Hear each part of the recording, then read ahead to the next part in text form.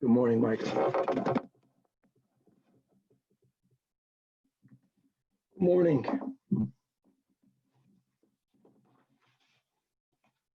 Malchin, ot.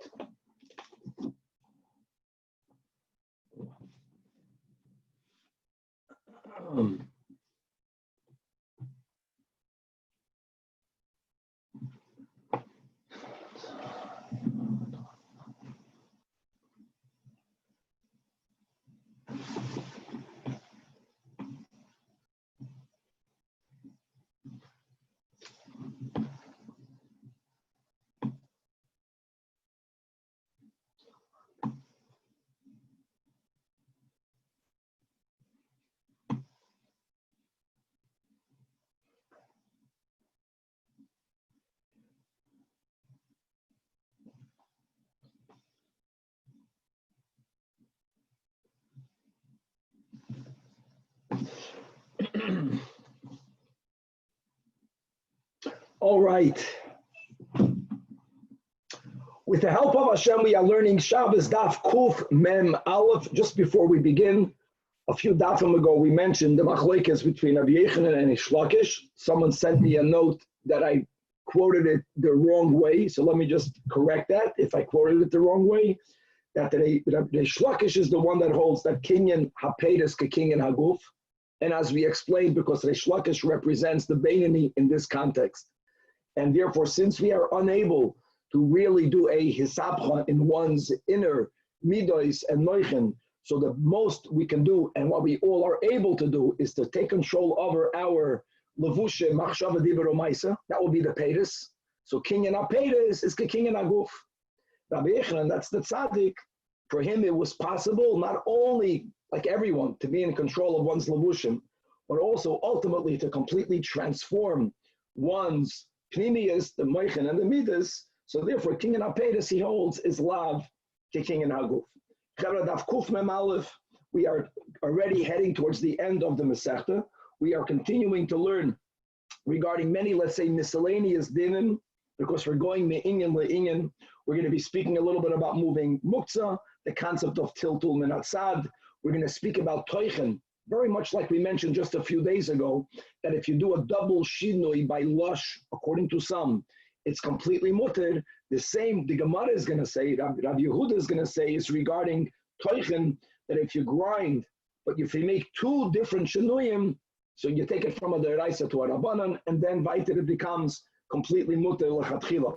We're going to be discussing how to remove dirt from one's shoes, to smear it on the floor, to smear it on a wall. What happens if one's garments become dirty? Here we have the issue of melabin. In other words, putting water on a garment to help you remove the dirt is an isur d'oraisa. But if you're not going to be putting water, is there anything else that you can do in a different way that will make it completely permissible? We're going to speak about removing a shoe from a shoe tree. Whether the shoe tree is muktzah, whether the shoe is muktzah. And God willing, we're going to start the new Pedic, the 24th Pedic Noitel. We're going to be learning there. We're going to begin learning about exceptions to the ban of moving muktzah, beginning with the first din in the Mishnah, that if a person has a child in a yard and the child has in his or her hand a stone, the issue here is not hoitza'ah. The issue is whether can I lift up the child? Is my lifting and moving the child tantamount to me lifting up and moving the stone? Or not? The child is holding the stone. I'm only holding the child. Rabbi is going to speak about a case where there's a child b'reshus harabim that's holding a stone, and whether if I carry that child b'reshus harabim, am I violating of hoitza'ah? And a lot more. Let us start Chavre b'simcha on Daf Kuf Mem Aleph Amud Aleph, 4 lines from the top of the Amid, beginning with the Mishnah. Baruch atah Adonai Eloheinu melech haolam she'ar kol mitzvah. Says the Mishnah, Hakash Sha'al Gabe Hamita. If you have straw that's on top of your bed. Now, my friends, straw then was primarily used for kindling fire, which means the straw is muktzah machmas gufay because it wasn't made for anything, and it's going to be used for something that's prohibited to be done on Shabbos. Here, this person has some straw on one's bed, and you want to move it around to make it feel even softer, even more comfortable. And as we'll see in a moment, if the straw before Shabbos was covered with a sheet, in other words, something was done, not that changed it, but something was done onto it that indicated that you are designating the straw to be a mattress, to be a pillow, then it's no longer muktzah. But since you did nothing to it, and therefore it remains muktzah, and now you want to move it, says the Mishnah, lo yina'anenu b'yadai. You can't move it with your hand, that's called muktzah. You're moving something that may not be moved. Elo minanoi begufo, you can move it with your body. Moving it with your body is a gewaldige tiltum min al-tzad. And as we'll speak out soon in the Gemara, there's something called kela achayad, which means you're moving it with your hand, but with the other side of your hand, or you're moving it in an unusual way with your hand. And then there's something that's even more removed from moving muktzah, moving it with your body. So here the Mishnah is saying you move it with your body and you're good. However, but if prior to Shabbos you designated this straw to be animal food, and that designation is enough to remove it from the status of muktzah, machmas gufay, it becomes animal food, as we just mentioned in the last year, that not only Michael Adam, but also Michael Behema is b'chlal not muktzah. You can move it. It's not the best thing because their food can be moved for no reason at all. And here you happen to have it on your bed, or you put a pillow over the straw, or a sheet over the straw. Like Rashi says over here, 8 lines from the top of the Amid, through that, the goli daite da aktiyeh l'shchiva, and therefore, ma'ata, it's no longer muktzah machmas gufay, but yes, pleiras keli olav. So now, back in the Mishnah, now you are allowed to move it.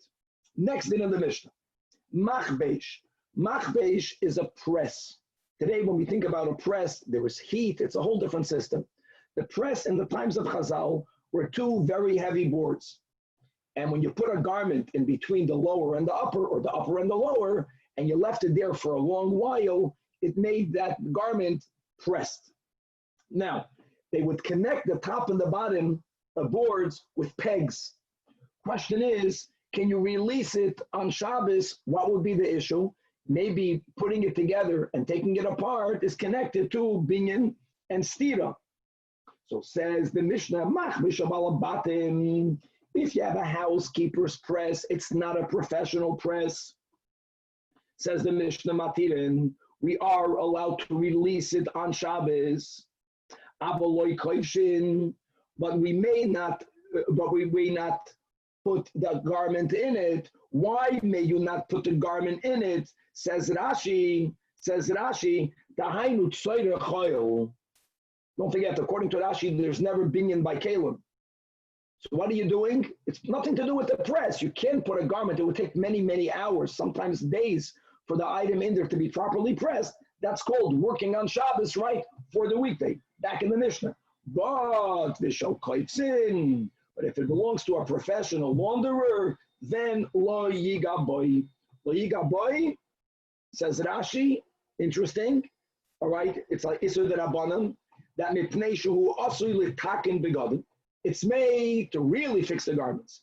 And the toichlei b'chazaka. And when they would put the garment in there, they would really close it strongly umahadik.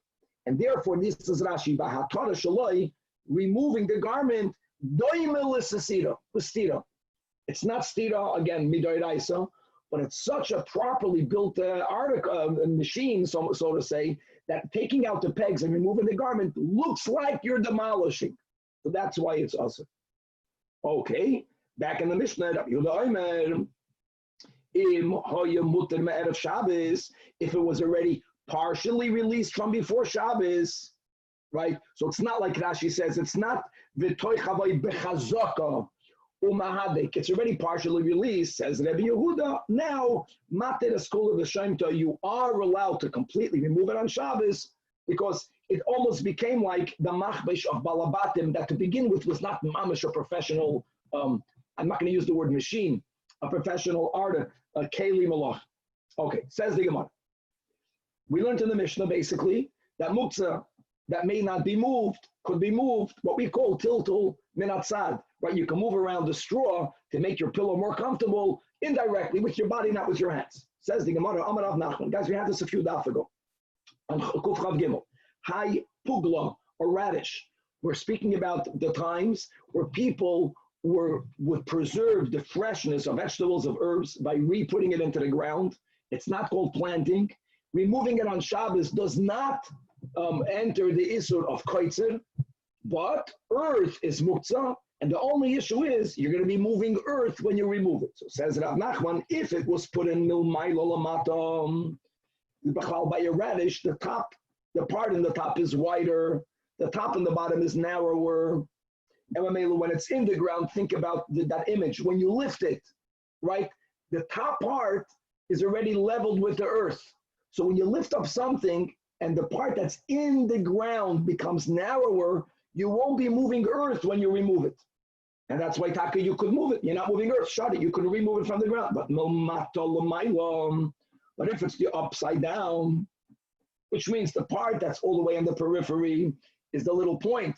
And as you schlep out the point, the more it comes up, the thicker it gets. So here it's going to be lifting up earth. So says Rav Nachman, it's asur. And you can imagine the obvious question, you are not touching the earth directly, right? It's still till outside. What's the issue?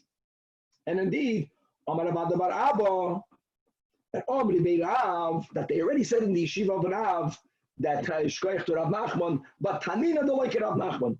Our Mishnah clearly, right, refutes Rav Nachman, because we learned in our Mishnah, Hakash, Afal Gav, Shal Gav Amita, Lo Yimnanu Biyadoi, Avul Menanu Bigufoi, the Im Hoya Michael Behema, Oisha Hoya Olav Kari Sadim, then Menaneh Biyadoi. Is the Shmamina, they learned in the yeshiva of Rav, Tiltul Menatzad, Lo Yishma Tiltul. So what's the issue with Rav Nachman Shmamina? Now, I just want to point out the following. First of all, the Gemara says we refuted the Rav Nachman. What was the Havamina?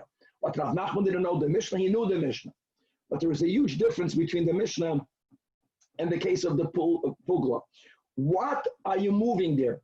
There you're moving the radish. You're moving the radish. The radish is a non-muktzah item. So Rav Nachman felt, right, you're moving a non-muktzah item. Now, how are you moving it? You're moving it with your hand. True, you're not moving the earth with your hand, but you're taking out the radish with your hand.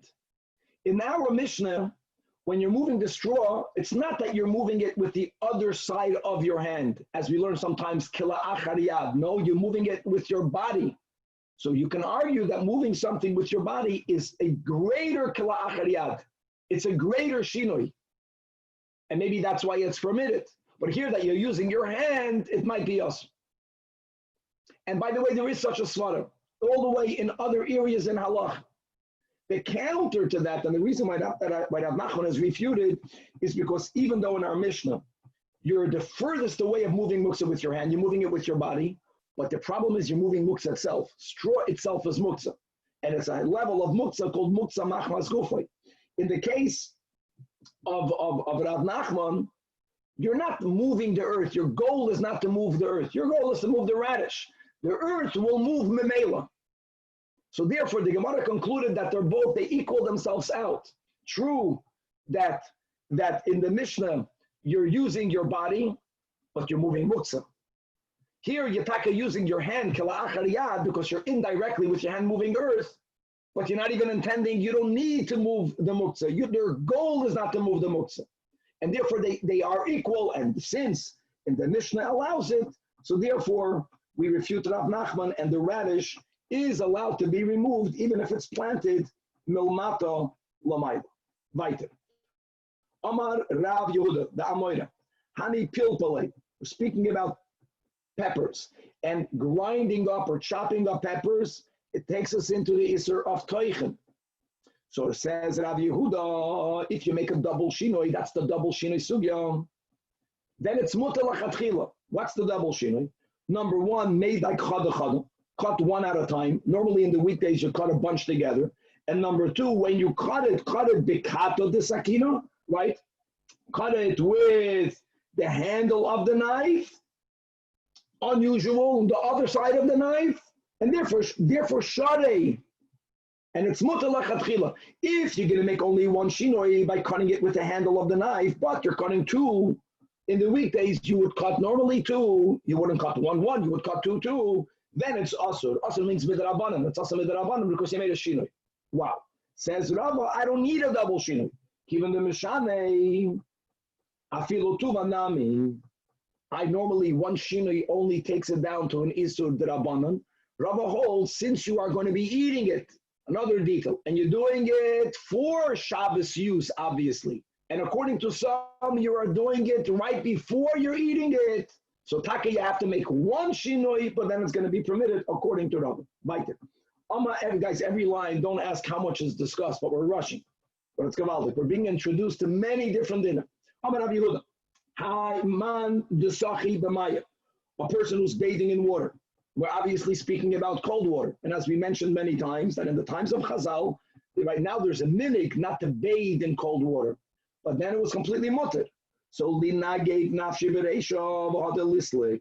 Make sure that all of the water is off your body. All the water doesn't mean all the water, but your body should be generally dry before you go out. Why? Because if you won't remove the water from your body, when you're going to leave the body of water, now normally the banks of a river, of the ocean, has the status of a carmelis. It's only asur midrabanan, but it's asur midrabanan hoitzah. You're going to be carrying the water on you.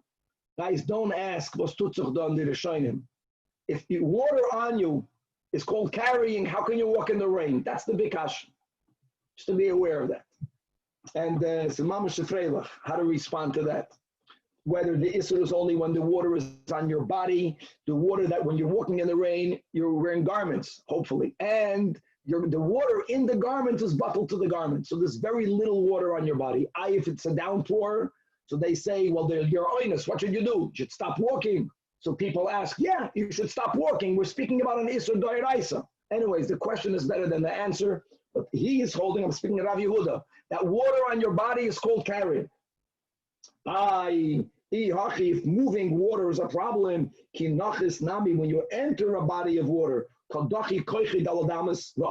many times you make the water move, and it's going to move for daladamas. And I know that the water was called a carmelis, but so what? It should be yasir. Answers the Gemara. Indirect, right? It's not direct transfer. You indirectly transfer it. But a carmelis, why goes room? Next, Amar Rabbi. The Tema Rav Yehuda. Teach al gabaragli. Person is walking and there is dirt on the bottom of their shoe. So you want to be mekaneyach. You want to scrape it off. What should you use? What are the options? The ground, a wall. Says Abaye or Rav Yehuda, so dafka use the ground and don't use basically the perpendicular corner of a wall. Don't do that. And we'll see from Rabbi why. My time what's the right reason behind it? Because you're going to be applying another layer of tit on the wall. You have to appreciate what walls were made out of then. And now you're making the wall better, right? So it's going into boinam. Can be. That can be. He said that's not a reason to answer it. Habinyan chakla'ahi. Chakla means a poyer. Who builds in such a shmatadik way that adding a layer of tit on the wall is called binyan? It's nothing. Elam arava mamish the opposite. The kancha b'koisel dafka remove it by scraping it off the wall. They ain't a kancha b'karka. Why? Because on the ground, what do you think? What type of ground are people going to look for?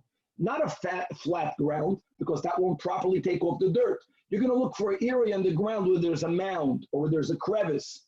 So there's some sort of edge. But then when you put the clay in there, it's going to be mashra gumais. Dil masui lashwei gumais. Beautiful. Itmar. You can't put it on a wall because it's connected to boina. You can't smear it off, wipe it off on the ground because ashwei gumais. Rav Papa says the opposite. Muter ein derech binyan bekach. Right?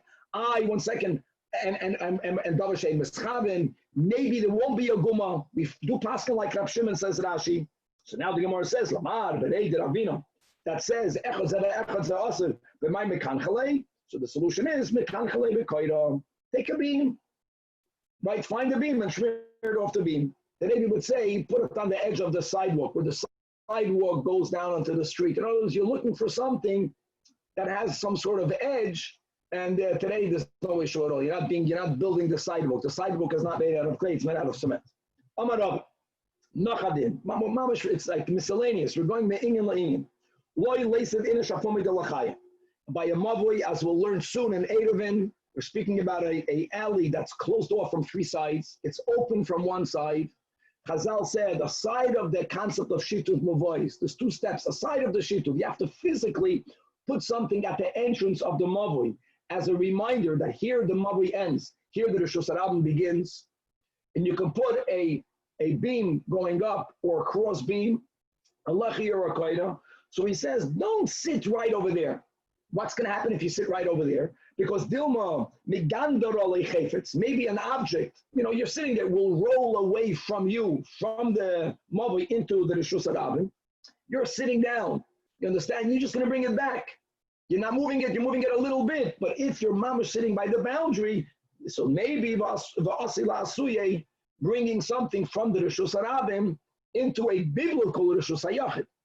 All right? Because like we mentioned, if you have a Rishus HaYachid that's closed off from two sides, there's one Tanach that says, if you have a Rishus Harabim that's walled from both sides, because Rabbi Yehuda, he holds that becomes a Rishus HaYachid. But that's Yachid. But if you have an area that's closed off from three sides, on a doiraisa level, it is already a Rishus HaYachid.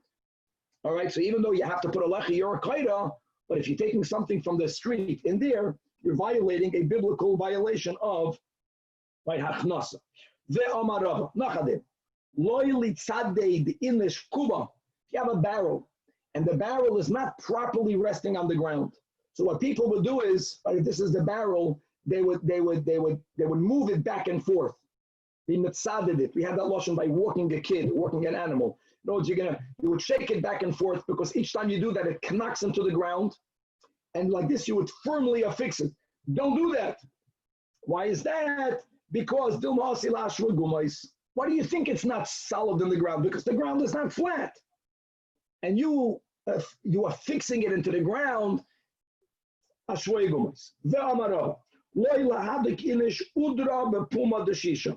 Don't pack wet flockings into the mouth of a jug. In other words, don't squeeze material knowing that it's going to get very wet, because whether there's water in this jug, and schita then is because of melabain, whether there is any other liquid that's in a garment and squeezing it out is not called whitening, but it enters into the isur of mefarek, right? Of extracting. Don't put yourself in that position. Clay on your garment. Shallant fell on your shirt. Leader shallant. So then so the olive base. Aleph, you may not use water. Never put water to clean, because that's already melabin. But if you're not using water, so it's already not the isur doiraisa of melabin, but still cleaning it off is a rabbinic melabin. So do it with a shinoi. What's a shinoi? Rub it from the inside. Don't directly rub off the chalent, but put your hand on the opposite side of the garment and manipulate it from there, and it will expel as much as you could. However, again, even though you're not violating the doiraisa, there's no water, but you're violating the rabbanan of libun. Meisvei says in a brayso, tishal gabim minola, if you have tit on your shoe, megadoro, you scrape it off, and by me it's one word, but it's two words. Bigaf sakin, scrape it off with the back of a knife. And if you have tit on your garments, and you can scrape it off with your fingernail, but don't be yikaskes, don't rub it off. Now, when he says you can scrape it off with your finger, don't rub it off. Now, my love, that you can't rub it even if you are putting your hands on the inside of the garment. Says the Gemara line, but if you're doing it mibafnim, this shinoi is enough for you to be mutter, for you to be allowed l'chatchila to take off that dirt. Another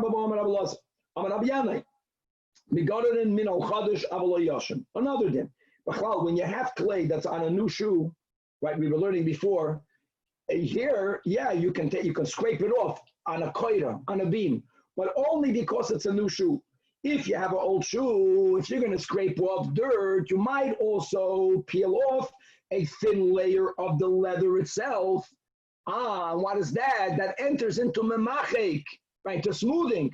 You're peeling off a layer of leather that, on the base.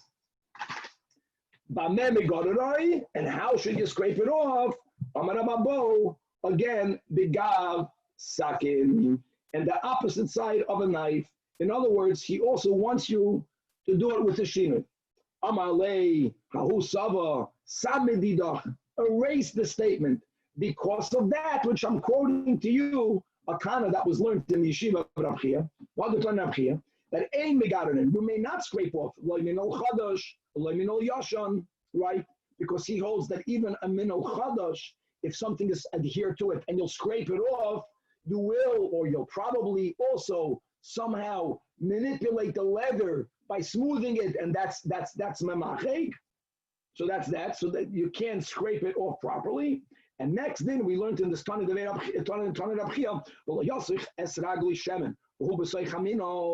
don't smear your foot with oil. Guys, using oil, which is mamish watery, is not a problem to put on Shabbos, as we learned so many times together, unless it's only done for therapeutical purposes. But what is the issue over here? One of the steps in tanning leather was putting oil on it. And even though your kavanah here is not to tan, but the chachamim, therefore, rabbinically never allowed you to put oil on leather. So if a person has dry feet, and the cream then was oil, so says that this kana, don't put oil on your foot while it's in the shoe, or while it's in the sandal, because that's the rabbinic violation of ma'abed. However, but you can put oil on your foot, and then you put your foot inside the shoe or inside the sandal, even though de facto the oil will get onto the leather, and the Gemara will have to explain why taka is it permitted. Okay, another din in the Braisa, the soch kol gufay shemen. If you want to smear your entire body with oil, where's Kevan? He was very much into the oils last time around. Then misagel al gabe kotavlaya. Kotavlaya is a leather sheet. Again, it was beneficial for the leather sheet for it to be smeared with oil. Right? It says a hemshech of the tanning process. So if I'm oiled up and I'm rolling or I'm laying on this leather mattress, not a problem. As long as the oil was not put directly on the leather, it's going to be okay. So now, to further clarify this Tana, Amarav Chizdam, Loishanu, that indirect oil is permitted to be put on the shoe, on this kotavlaya. That's only elolut sachtzachai. If your intent is to polish it, polishing it is a madrega lower than tanning it. But if your intent is la'abdoi, to give continuity to the tanning process, then asur. So says Rab Chizda. The Gemara right away challenges that. La'abdoi, I needed Rab Chizda to tell me that even if it's indirect, right? Indirect, that's the rule, guys. Indirect isur doiraisa is always also the Rabbana. So what are you doing? If it takes it down a notch, right? It's shaloika darkoi. But I need Rab Chizda to tell me that. Number one, Vesu, let me challenge Rab Chizda himself. That's the whole word. That even though that ibud oiris is also doiraisa, and the Chachamim said that putting oil on leather midrabanan is also, and we know according to the Gemara's question here, even if your intention is only to make it shine, only to polish it. Ella, if I can't, all of this we're not refuting Rab Chizda. It must be that we lost the Messiah. Let me tell you what Rab Chizda must have said.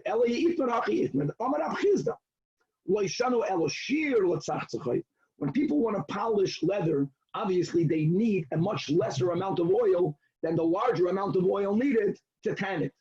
So your kavanah may never be b'chlal, not even to polish it. Your kavanah always has to be, you want to smear your feet with oil. Your feet are dry. You want to smear oil on your body. Your skin is dry. Only that's if you have any kavanah regarding the leather, it's automatically going to be usher. But still, even though your kavanah is only for your body, still Chazal limited how much oil you have. If it's only enough oil that had you wanted to polish the leather, it would have been enough, but it would not have been enough for you to be able to be ma'amid the leather, then it's taka okay. Why is it okay? Because your intent is not even latzach tzachoi, abel shir la'abdoi, but if your kavan is just to oil your feet, nothing to do with the leather, but if you put that much oil, that this is, if you're going to put your feet now into the shoes, this is the amount of oil people use when they want to be ma'amid the oil. And even here, even though it's not your kavana, midrabanan, it is asur. Givaldik. Says the Gemara Tanach Rabbanan. Now we're going to Hoitzah. Lo yetzi cotton b'minol gadol. Cotton, it's amazing. What does cotton mean? They'll say a pre-bar mitzvah. Bachid. No, Zajac, cotton means a small person. Speaking about an adult. A small person here means a person with small feet. They should not walk out with a large shoe. Why should you not walk out with a large shoe? Because it might fall off and you might end up carrying it.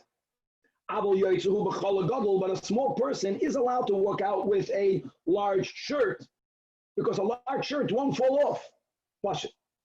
However, next in, a woman are more particular. A woman should not go out with a shoe that fits her, but it's torn. We're speaking about it's torn in a place where everyone can discern that it's torn. She might feel ashamed, and then again, she might take it off. And speaking about torn shoes, me'inyan le'inyan, says the Braisa,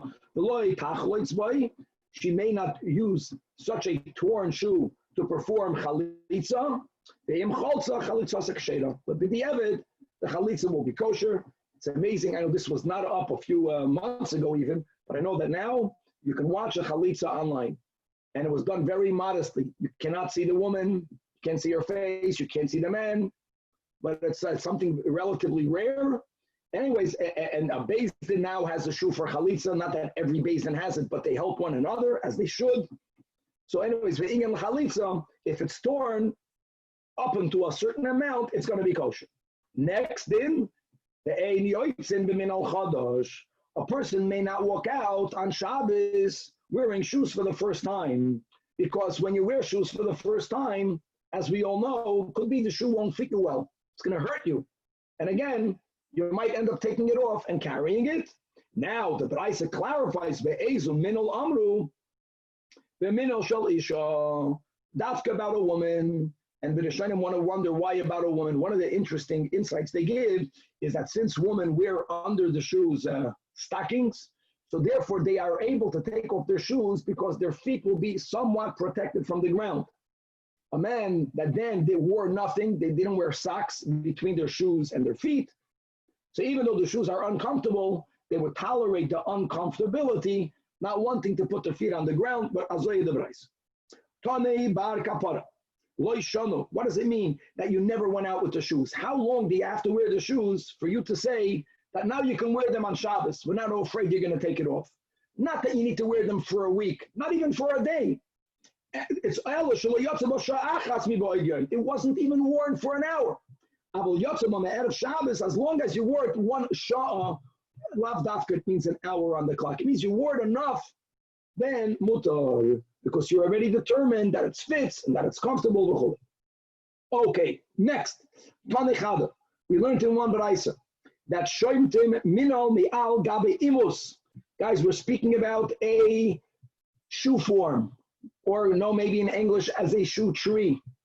I know that it became in the latter generations not that common, but when I grew up in Brazil, it was very common. People had shoe trees. Now, we're not speaking about a shoe tree that belongs to a balabayas. We're speaking about the shoe tree that belongs to the shoemaker. So he would have a piece of leather that would have more or less the form of a human foot, and he would put the leather of the shoe on it, and he would finalize the shoe on it, and when the shoe is finished, he would remove it off this imus. Now, what are the issues here? There are two issues here, as we'll see. Number one, the imus itself might be a keli, taket's a keli, shemalachte le'isin, but there's a chesron kiss. That might be one issue. The other issue is that by the fact that the shoe was not yet removed off this shoe tree, that indicates that the shoe was not yet finished. If it's a non-yet finished keli, again, it's muktzah machmas gufay. That means it's not a keli yet. So either the shoe itself is muktzah, you can argue that the imos is muktzah, and yet we have a stira between two braises. In one braise it says, braise number 1, we are allowed to remove a shoe from the imos, obviously on Shabbos. Braise number 2 it says, ein shoimtim, we may not take it off.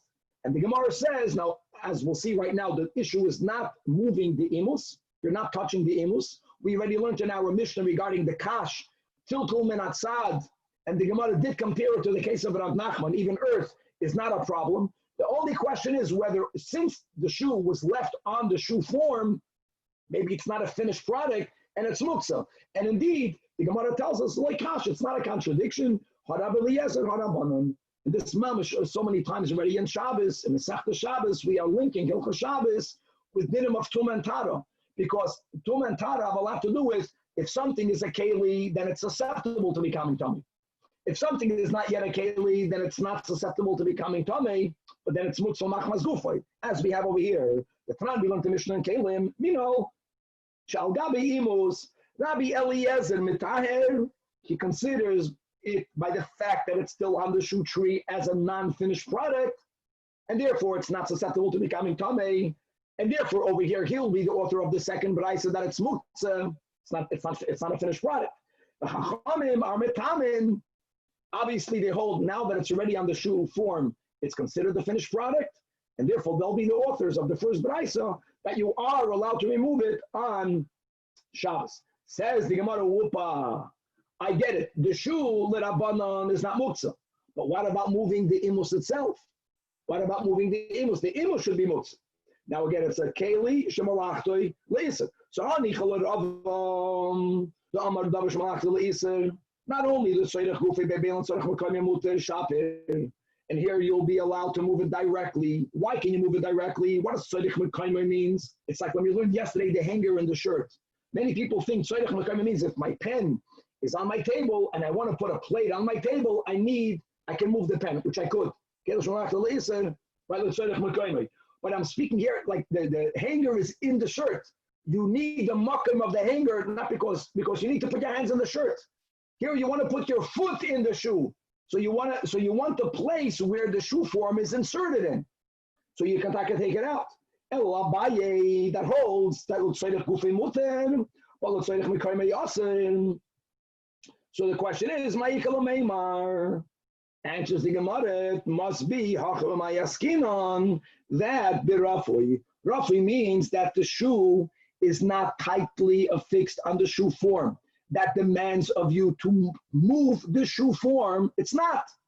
It's on there loose enough. As long as the shoe itself is not deemed a non-yet finished product, if it's considered a finished product, if it's not muktzah machmas gufay, you can take it off without moving the shoe form, which is why it's not a problem. And the time I'll prove it to you. Which implies faket. You know why loy? Okay, now this will be now a kasha nova. So now the Gemara says, but if it's only the tzorech mekayme is asur, that's why the Braisa holds, Rabbi Yehuda holds, that it has to be loose. You may not move the imus. But actually,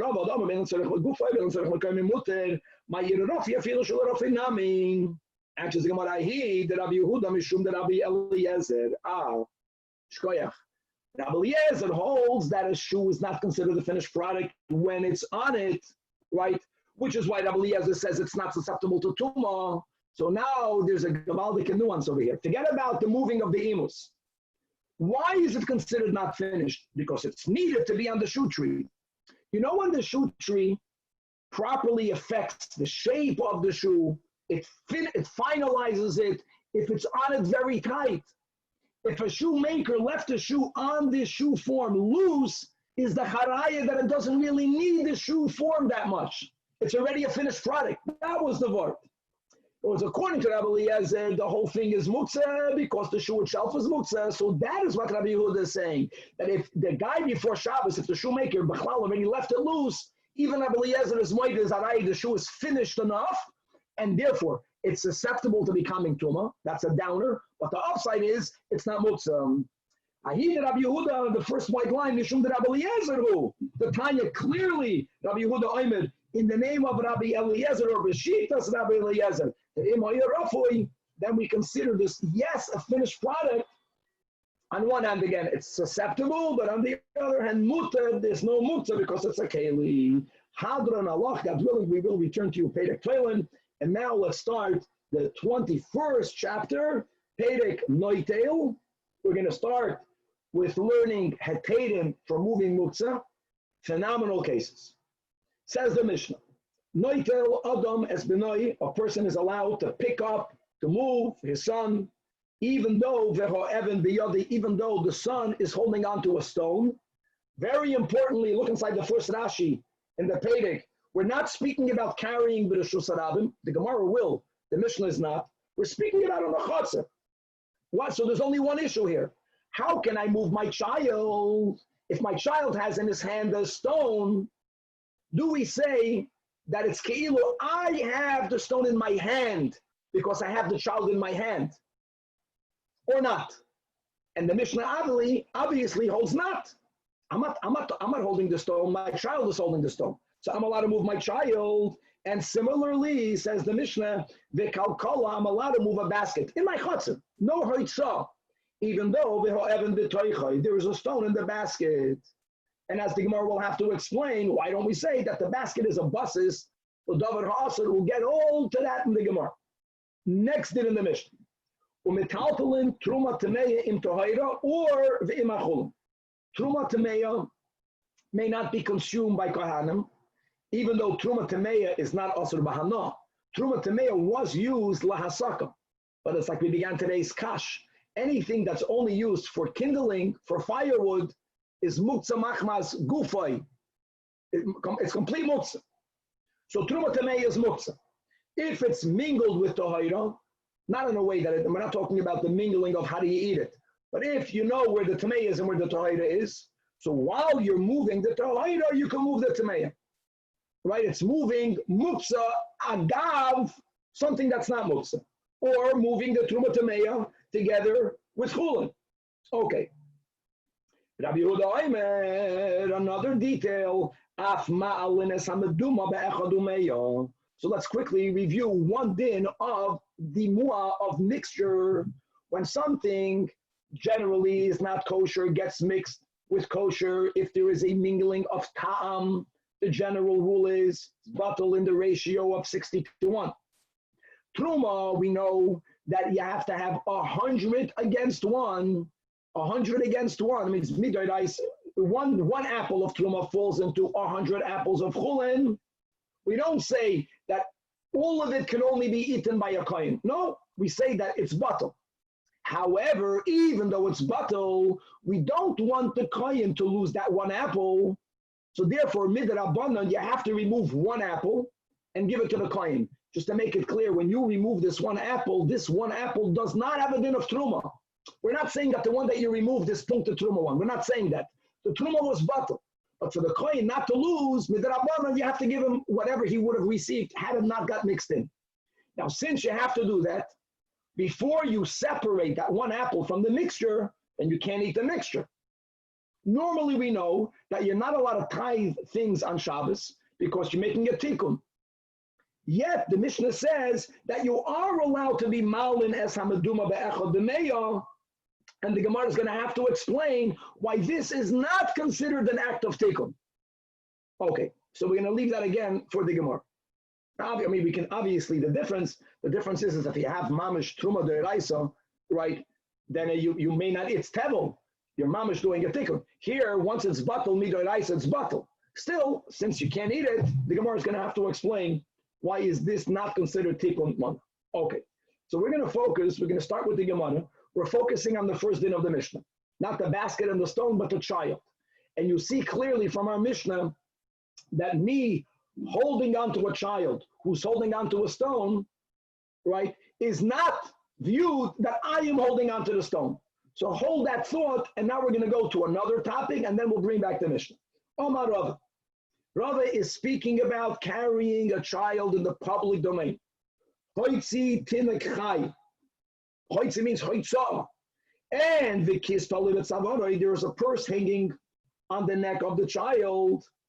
Says Rava, yes, you're chayiv. You know what you're chayiv for? You're not chayiv for carrying a child, as we'll see in a moment, right? The whole thing of Rav Nassim Chai Noises Atzmai, but chayiv mishum kiss. You carry the kiss.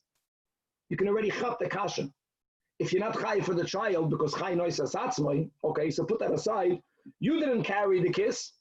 The kiss was on the child. In our Mishnah, we're saying clearly that if something is in the hand of or on the body of, it's not you. We'll get to that. That's the whole sugi. Another din of Rava, bigger chiddush, tinuk meis, if a person is carrying, God forbid, a non-living child, the kiss tali b'tzavori, and there's still a purse hanging around his neck, then you are completely exempt. Now guys, man, 1 second. Exempt, just notice, exempt means midoy raisa.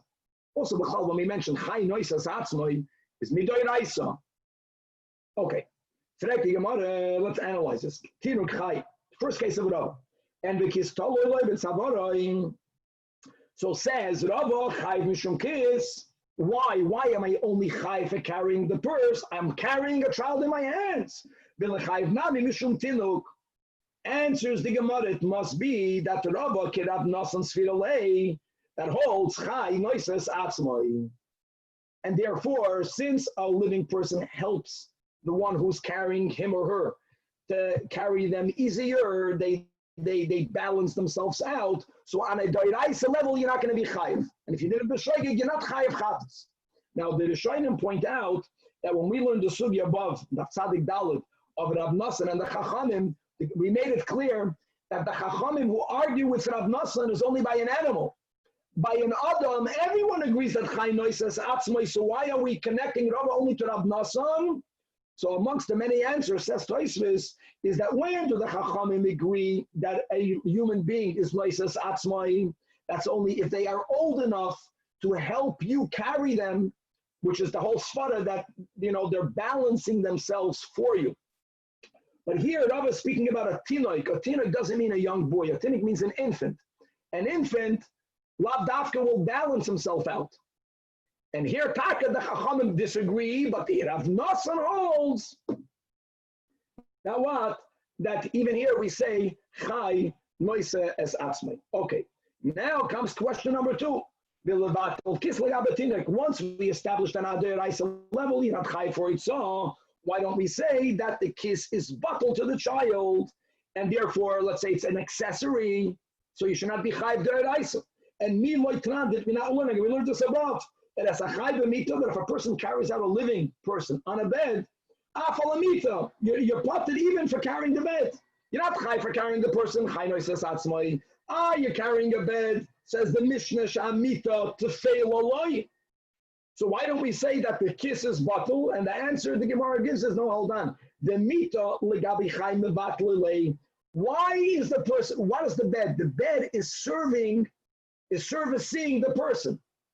So therefore, it's bottled to the person. You're not chai for the person, you're not chai for the bed. The person is not servicing the tinnik. The person is not holding the tinnik. So therefore, you're on a doiraisa level, you're chai for carrying the kiss. Before we come back to the Mishnah, let's learn now the second statement of Rava and analyze it. What was the second thing of Rava? That tinnik mace, the kiss tolo b'savarai. You would think of tinuk meis, you don't have chai noises atzmai, right? You would right away say you're chai even for the tinuk. But what did Rava say? You're completely exempt. Today, the Gemara, why? The chai mishum tinuk. You don't have chai noises atzmai. Answers the Gemara, no. Rava can have shimon svirali. The Amar Melacha Kol Melacha Shein Slicha Lagufa. Why are you carrying out a tinuk meis? That's the whole point. You don't need the tinuk mace. You're not allowed to use a corpse. You're doing it to remove tumah from the house, to remove a bad odor from the house. You're doing it to prevent something negative in the house. Or the Tosfos, you're not doing it for the same purpose for which things were carried out in the Mishkan. And therefore, Rava Paskins like Rav Shimon. Again, clearly, Rava is not saying that it's mutter. He's saying that you're not chayv chatas, and therefore you're not chayiv. And hold on, what did the Gemara not speak? What about the purse? What about the purse? And the answer is that why is the person carrying out the purse totally b'tzavari shel tinuk? It must be that the child, b'chayav, always liked going around with the purse, and this parent is planning to bury the child with the purse. So again, you're not carrying this purse because you want the purse. No. You want it to stay on the child. It's giving you some sort of consolement. The child has the toy with him. He has his purse with him. So there's also a malacha she'ein tzarich halugufo. Okay, so now that we explained Rava, now the obvious kasha will be from our Mishnah on the first statement of Rava. We learned in our Mishnah, like the last line of the Amid, even though the Ha'evan is biyada, yeah, the Mishnah is not speaking about Hoitzah. I get that. But Muksa may not be moved. And the reason why I am allowed to move my child in my yard, even though my child is holding onto a stone, is because the Mishnah is telling me that me holding onto the child is not me holding onto the stone. So if I'm not holding onto the stone, why did Rava say that Hoitzi Tinin Chai, the kiss told it somebody, why am I chayiv because of kiss? I did not carry the kiss, my child carried the kiss. Answers the Gemara, it must be a big chiddush. This is our Mishnah. Rava's right. What do you mean? If the purse is around the neck of my child and I'm holding on to the child, I'm holding on to the purse. Really, in the Mishnah, I am holding on to the stone. Muktzeh. There's a reason why the Chachamim here were matir muktzeh. It's betinuk sheyesh lo gaguyim al aviv. Again, this is the case in the Mishnah. And if you're trying to move with your child doesn't want to budge. So you walk away, you're in the yard. The child is calling for you. The child wants to be with you. If, look inside the last line of Rashi, for those of us who had the schus of having children, we can identify with this. He's going through a tantrum. And if you're not gonna take him with you because of his desire to be with you, the child might get sick. And therefore, at the end of the day, it's not mamish biyadayim. Really, it should have been usher. But since the child doesn't want to be separated from you, but he's not going to be well. This type of sakonas chayli gave a heter to carry the stone. Right away asks the Gemara, we have more time, daf kuf mem beis. Why did our Mishnah only speak about an heaven, and it's dafka in heaven? If you're telling me that the Chachamim were matir moving mutzem, afilu dinur nami, even if the child is holding on to a coin, we also should have been allowed to move the child in the chatzar who's holding on to a dinur when he has betinuk sheyesh lo ga'aguyim al aviv and alama amar Rava. Why did Rava himself say lo shanu, the heter in the Mishnah is only if the child has a stone in his hand? Abul dinur asur, but if he has a stone, it's asur. Now, normally, before we learned our Devei Rabbi Yanai, the obvious difference is that if the child will drop the stone, right, you're not going to care about the stone for you to move the stone. It's muksa. If your child is carrying a dinner in your chatzar, you don't want your dinner to be out there in the chatzar, even though it's your chatzar. So there's a greater possibility that you will end up taking the dinner. But that we have such an afkamina, at least in the one who asked the question, if the issue here now is that there's no dispensation of moving muksa, it's only that it's not considered that you're moving it. You're not holding it, the child is holding it. But the moment we are saying no, that if my child has something in his hand and I hold on to the child, I am moving that muksa, even though Rashi says shaloi biyadayim, but it's a problem. Elama, there's a heter because the child is sick. If the child is sick, then why? Even if he's holding on to a dinner, there should have been the same dispensation allowing me to move my child. What's my option now? To leave him in the yard? To walk away from him? The tantrum. He doesn't want you to hold him. He doesn't want to go with you. So if you're not going to chop him and move away with him, he's going to get sick. So the Gemara says, even though he'll get sick, still we say this nafkamina. Answers the Gemara, Evan, if the stone will fall, it's muksa, and there's no value to it. But if the child will drop the dinar, then yes, asi avuya la asuye. Says Rashi on top of it. And the Talmud mishum tiltulu, again,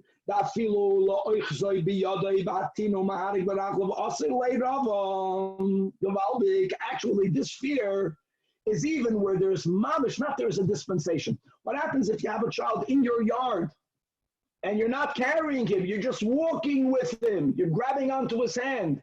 If the child has in his hand a dinar, then you're not allowed to walk with him because and again, there's a dispensation gagoyim. So Rashi says, no, even the last sakonis nefeshi, so that's where we're up to. Amazing. A rock in my child's hand. I hold on to my child. There is an issue. There is an issue of muksa. The only reason the Mishnah is matir is because the child, if I won't be allowed to take him, he's going to feel very bad that I walked away from him. I let the child walk with the father. That's the akshanos here. So the father can chop the child because of gagoyim. And if not for that gagoyim and the type of chayli, then it will be considered as if the father is moving the muksa and it will take a biyasser. But here there's a heter. And how great is that? And the truth is all of this is connected to the geula because we are in galus, we're the child. We're holding on still, we're holding on to things that are not good to hold on to, we're holding on to muksadika things. We want the Eibishter to take us out of galus. God doesn't want to take us out of galus, maybe because we have in our hands these stones. And here we're saying that we have gagoyim. If we miss God, then there's going to be a dispensation. Then the Eibishter will take us out of galus and he'll make sure that we'll get rid of our rocks after Mashiach will come. May that happen now. Amen. Then be continued. Rabbi, can you explain, according to Rabbi, there's the case of the purse, the case of the dinar, and then the case of the rocks, right? The case of the purse is the issue of Itzan Shusarabim. Don't mix that up. And the case of the Mishnah, the rocks and the dinar is about carrying muktzah and maichatzim. Just to make that clear. Can you clarify about the kiss? Sorry, go ahead. So again, you have a kid in your yard right now. What happens right now if your kid has muktzah in his hands? And our kids, they don't want to shake it off. Can you move your kid? The Gemara is saying, right, the Mishnah seems to be saying, yeah. And why not? Because it's still Tulman Atzad. I'm not moving muktzah.